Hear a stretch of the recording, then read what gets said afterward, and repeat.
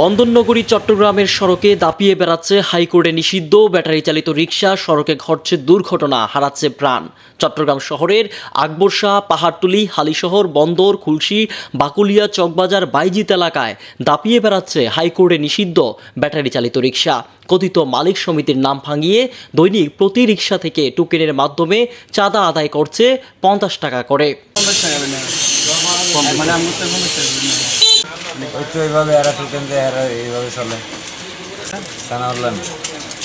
পুলিশে টাকাও নিতেছে, ধরতেছে, এদেরকে ঠিকভাবে দেখে না, তো আমরা বলতে পারি না। আমাদের তো টাকা ঠিক জনি আছে, সানাউল্লাহ আছে। মালিক সানাউল্লাহকে আমরা 50 টাকা করে। চট্টগ্রাম নগরীতে প্রায় 50,000-এরও অধিক ব্যাটারি চালিত রিকশা চলছে।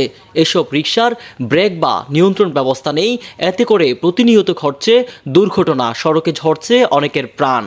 চট্টগ্রাম নগরীর অলিতে গলিতে দাপিয়ে বেড়ানো ব্যাটারি চালিত রিকশা বিপজ্জনক বলে অনেকে তা বন্ধের দাবি জানিয়ে আসছে দীর্ঘদিন ধরে।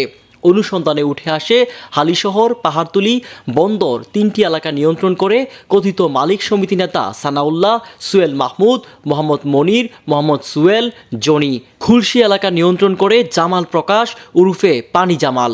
সেলিম, সুমন, বাইজিদ এলাকা নিয়ন্ত্রণ করে দেলুয়ার প্রকাশ উরুফে অটু দেলুয়ার, আজিজ, কিরণ সহ আরও অনেকে। এরা সন্ধ্যা হলে প্রত্যেকটি রিকশার গ্যারেজে গিয়ে প্রতিদিন 50 টাকা করে চাঁদা তুলেন। এতে করে কোটি টাকা রাজস্ব হারাচ্ছে সরকার, পকেট ভারী হচ্ছে কথিত রিকশা মালিক সমিতি সংগঠনের নেতাদের।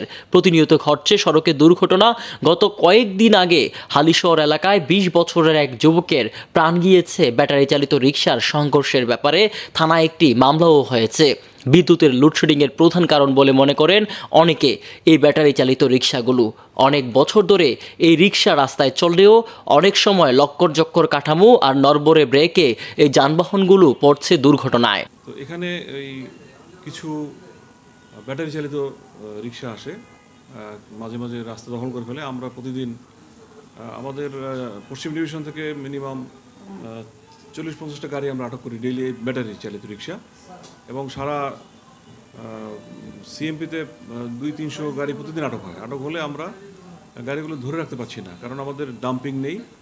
যার কারণে আমরা 2-4 দিন আটকে রেখে আমাদের যে অস্থায়ী জায়গা আছে ওখানে সংকলন হয় না, আমরা আবার এটা সরকারিভাবে ফাইন নিয়ে ছেড়ে দিই। কিন্তু আমাদের স্থায়ী কোনো ডাম্পিং নাই। আমরা কর্তৃপক্ষ, সিটি কর্পোরেশন সবাইকে বলেছি, বাট অদ্যাবধি আমরা কোনো ডাম্পিং পাইনি, যার কারণে গাড়িগুলো ধরার পরে দৈনিক 2 থেকে 300 গাড়ি আটক করার কথা বলেন এই পুলিশ কর্মকর্তা।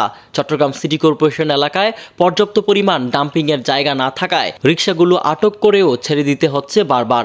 সড়কের দুর্ঘটনা কমাতে নিয়ন্ত্রণহীন এই সকল রিকশাকে বন্ধ করার দাবি জানিয়েছেন সংশ্লিষ্টরা।